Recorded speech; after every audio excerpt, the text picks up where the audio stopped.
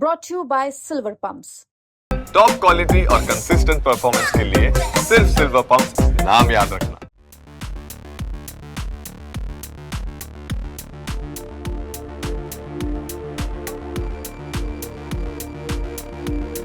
नमस्कार, बिहार तक देख रहे हैं आप और आपके साथ मैं हूं हर्षिता सिंह।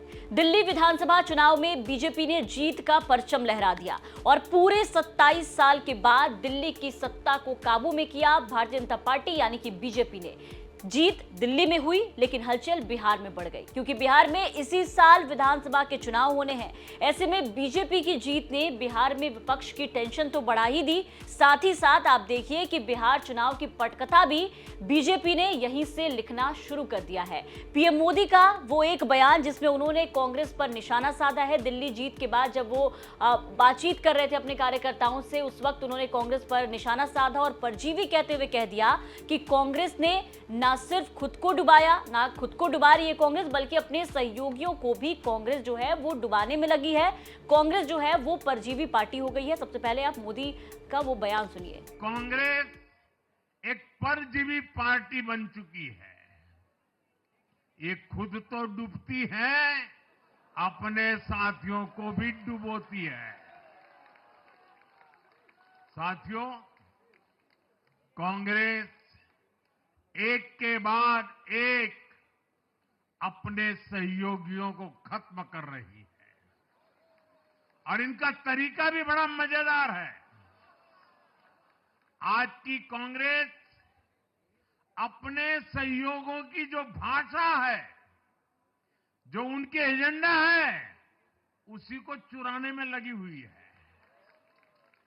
उनके मुद्दे चुराती है, फिर उनके वोट बैंक में सेंध मारती है। बिहार में भी ये कांग्रेस ही है जो जातिवाद का जहर फैलाकर अपनी सहयोगी आरजेडी का जो पेटेंट है उसी जमीन को खाने में जुट गई है। अब पीएम मोदी के इस बयान के बाद से हलचल तेज हो गई है। इस बयान के बाद से सवाल ये उठने लगे हैं कि क्या बिहार में आरजेडी, लालू प्रसाद यादव, तेजस्वी को नरेंद्र मोदी अपने बयान से सलाह दे रहे हैं या फिर इस बयान से बीजेपी के जीत की पटकथा लिख रहे हैं।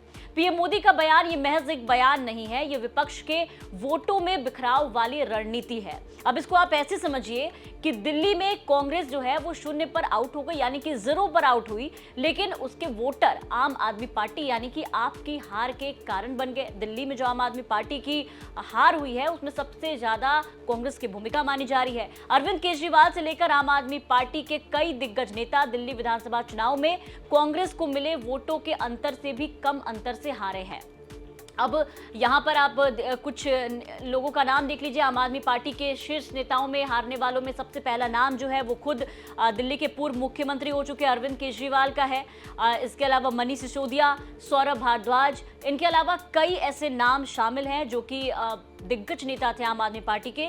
कई ऐसे सीट शामिल है जहां से कई दिग्गज नेता खड़े थे, जहां कांग्रेस को बीजेपी के जीत के अंतर से ज्यादा वोट मिली, जिससे नतीजे जो है वो प्रभावित हुए। इसके बाद से अब इस बात की चर्चा शुरू हो गई है कि कांग्रेस क्षेत्रीय दलों के लिए जरूरी और मजबूरी के रूप में उभरी है। जो ये नहीं समझेगा उसके लिए कांग्रेस कुछ ऐसे साबित होगी कि हम तो डूबे हैं सनम, तुम्हें भी ले डूबेंगे, वही कहावत जो है वो चरितार्थ कर देगी। और पीएम मोदी के बयान के बाद से यही चर्चा छिड़ी है कि अगर बिहार में भी कांग्रेस को लेकर के आरजेडी कोई अनदेखी करती है तो उन्हें भी नुकसान का सामना यहां पर करना पड़ सकता है। हालांकि इन सब के बीच पीएम मोदी ने जिस तरीके से कांग्रेस को परजीवी कहा है और जिस तरीके से कांग्रेस पर निशाना साधा है, उसको लेकर के वरिष्ठ पत्रकार क्या कहते हैं वो भी आपको सुनाते हैं। एक बार जरा उनका बयान भी सुन लीजिए। कोई भी पार्टी अगर गठबंधन करके चुनाव लड़ती है तो वो परजीवी नहीं हो सकती। राजनीति में गठबंधन जो है वो समय समय पर होता रहा है और अगर परजीवी की परिभाषा अगर जो प्रधानमंत्री के अनुसार कांग्रेस पे है कि दूसरे दलों के सहयोग से जीत के आती है, तो मैं समझता हूँ कि ये परिभाषा भारतीय जनता पार्टी पे भी लागू हो जाती है।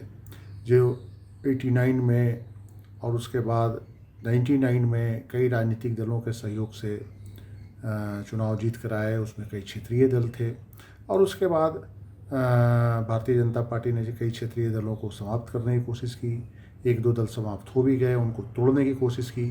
तो मैं समझता हूँ कि फिर ये परिभाषा परजीवी होना कांग्रेस से ज़्यादा भारतीय जनता पार्टी पे लागू होता है। तो सुना आपने, कांग्रेस को परजीवी कहने पर वरिष्ठ पत्रकार ने बीजेपी को भी अपने कई गठबंधन और पुराने रिश्तों को याद दिला दिया। खैर, सवाल जो है अब दिल्ली चुनाव के बाद बिहार चुनाव का है, क्योंकि अब से कुछ महीने ही बचे हैं जब बिहार विधानसभा चुनाव जो है वो शुरू हो जाएंगे। इसके अलावा सवाल सबक का है। लोकसभा चुनाव तक आपने देखा कि इंडिया गठबंधन की चर्चा करने वाले आरजेडी नेता भी अब किस तरीके से बिहार में कांग्रेस और गठबंधन को लेकर के बहुत नाप तोल करके बयान देते हुए नजर आ रहे हैं। किसी ने कह दिया ये कि बस लोकसभा तक ही इंडिया गठबंधन था। वहीं अब कांग्रेस ने दिल्ली से लालू यादव और तेजस्वी यादव को एक तरह से साफ साफ संकेत दे दिया, एक संदेश दे दिया है कि अगर कांग्रेस महागठबंधन के बंधन से बाहर निकलती है तो आरजेडी के लिए 2020 विधानसभा चुनाव का चिराग पासवान बिहार में कांग्रेस जो है वो साबित हो सकती है।